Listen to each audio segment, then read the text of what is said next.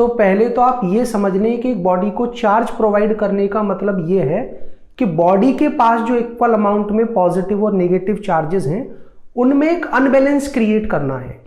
या तो positive charge negative charge से ज्यादा हो जाए या फिर नेगेटिव पॉजिटिव से ज्यादा हो जाए। और इस तरह से जब हम एक चार्ज को दूसरे चार्ज से कम या ज्यादा कर देते हैं तो हम कहते हैं कि बॉडी चार्ज्ड हो चुकी है। और ये जो बॉडी के अंदर चार्ज का अनबैलेंस हम क्रिएट कर रहे होते हैं, इस प्रोसेस को हम कहते हैं चार्जिंग।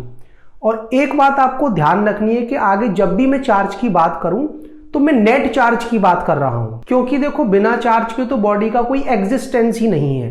एक न्यूट्रल बॉडी के पास भी चार्ज होता है मगर इक्वल अमाउंट में होता है, जितना पॉजिटिव उतना ही नेगेटिव। तो जब भी मैं कहूं कि एक बॉडी पर चार्ज है तो मैं नेट चार्ज की बात कर रहा हूं। अब सवाल ये उठता है कि एक बॉडी को हम चार्ज किस किस तरह से प्रोवाइड कर सकते हैं। तो सबसे सिंपलेस्ट तरीका होता है चार्जिंग बाय कंडक्शन और चार्जिंग बाय कांटेक्ट। मान लीजिए हमारे पास ये एक न्यूट्रल बॉडी है जिसको हमें चार्ज प्रोवाइड करना है, और अगर आपसे पूछा जाए क्या न्यूट्रल बॉडी पर कोई चार्ज नहीं होता, तो उसका जवाब है नहीं, न्यूट्रल बॉडी पर चार्ज होता है लेकिन बैलेंस्ड कंडीशन में होता है, जितना पॉजिटिव उतना ही नेगेटिव। और अगर मैं इसे एक नेट चार्ज प्रोवाइड करना चाह रहा हूं तो मुझे करना क्या है कि एक चार्ज्ड बॉडी को इसके टच में लेकर के आना है, या कहें इसके फिजिकल कांटेक्ट में लेकर के आना है। तो जैसे ही मैं इस चार्ज्ड बॉडी को इस न्यूट्रल बॉडी के पास लेकर आऊंगा तो चार्ज इस चार्ज्ड बॉडी से न्यूट्रल बॉडी पर ट्रांसफर होगा।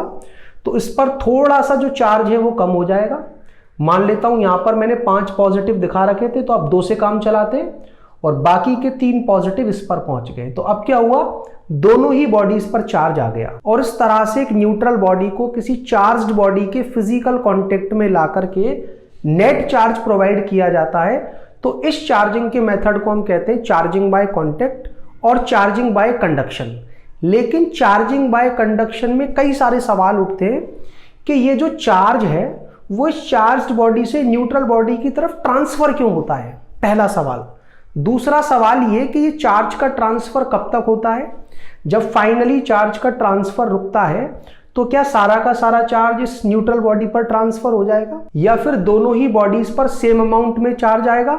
और अगर किसी पर कम या ज्यादा होगा तो ये कैसे डिसाइड होगा कि कौन सी बॉडी कम चार्ज लेगी और किस बॉडी के पास ज्यादा चार्ज होगा। तो इन क्वेश्चंस के आंसर से पहले थोड़ा सा हम हीट ट्रांसफर को डिस्कस करते हैं।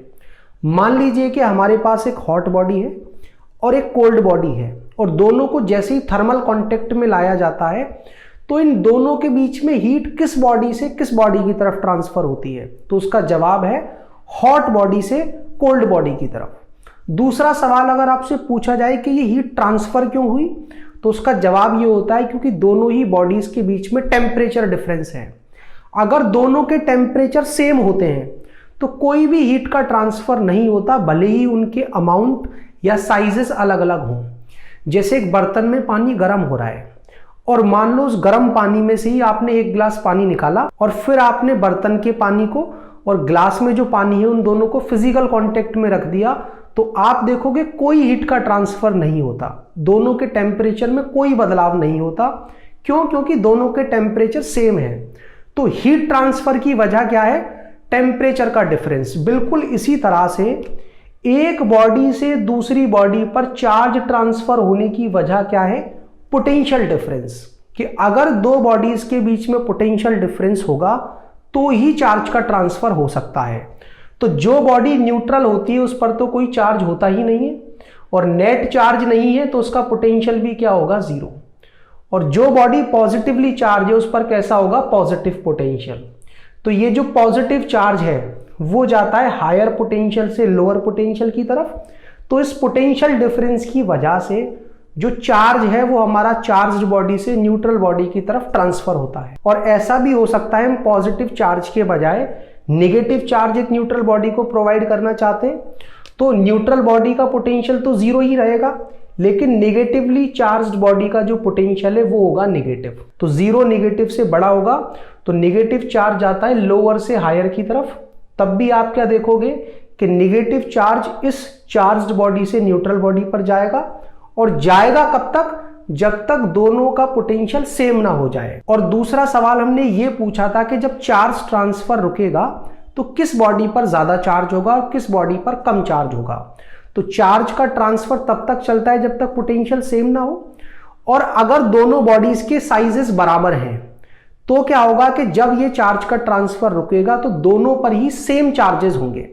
सेम चार्जेस का मतलब कि जब इन दोनों का फिजिकल कांटेक्ट में लेकर आओगे तो पहले दोनों के चार्जेस जोड़ेंगे। मान लो इस पर चार्ज था Q, इस पर चार्ज था 0, तो पहले दोनों जोड़ेंगे और जुड़ करके कितना आ जाएगा 0 + Q मीन्स Q। और जब फिर आप इसको हटाओगे इस चार्ज्ड बॉडी को, तो आधा चार्ज इस पर होगा, आधा इस पर, मतलब Q/2 इस वाली चार्ज्ड बॉडी पर बचेगा और Q/2 आ जाएगा इस न्यूट्रल बॉडी पर। लेकिन ऐसा होगा तभी जब दोनों के साइजेस बराबर हैं, और अगर साइज अलग अलग हो तो फिर कैपेसिटेंस का भी एक रोल आता है, और कैपेसिटेंस को हम डिस्कस करेंगे चैप्टर 2 में। तो जब हम चैप्टर 2 पढ़ेंगे तो हम ये भी डिस्कस कर लेंगे कि अगर दो बॉडीज के साइज अलग अलग हैं और फिर उन्हें फिजिकल कांटेक्ट में लेकर आया जाए, फिर उन पर चार्जेस क्या क्या आते हैं। तो मुझे लगता है अब आपको ये समझ में आ गया होगा कि चार्जिंग बाय कांटेक्ट के थ्रू एक न्यूट्रल बॉडी को चार्ज किस तरह से प्रोवाइड किया जाता है, और ये जो चार्ज का ट्रांसफर है वो चार्ज्ड बॉडी से न्यूट्रल बॉडी की तरफ क्यों होता है और कब तक होता है। अब अगला सवाल ये उठता है कि अगर मान लो हमारे पास ये जो दोनों बॉडीज है वो न्यूट्रल ही होती, तो भी क्या कोई टेक्निक है जिसके थ्रू हम इन दोनों को चार्ज प्रोवाइड कर दें। तो उसका जवाब है हाँ, और उस मेथड को कहा जाता है चार्जिंग बाय रबिंग और चार्जिंग बाय फ्रिक्शन। तो चलिए अब मैं आपको ये समझाता हूं कि चार्जिंग बाय फ्रिक्शन या रबिंग के थ्रू दो न्यूट्रल बॉडीज को कैसे चार्ज प्रोवाइड किया जाता है।